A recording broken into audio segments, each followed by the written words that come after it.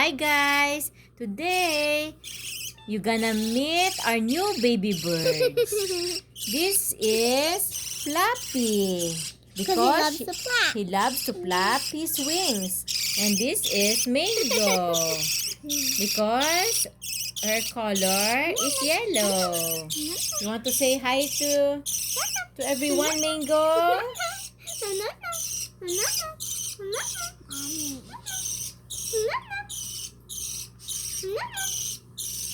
Where's Flappy? You're looking for your sister, Flappy? Here's a Mango. Mango.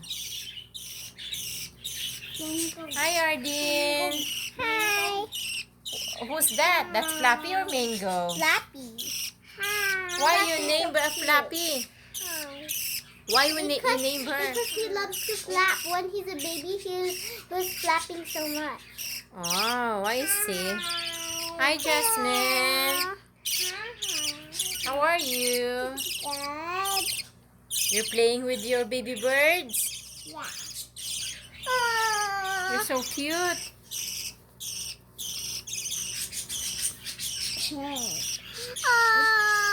I love it.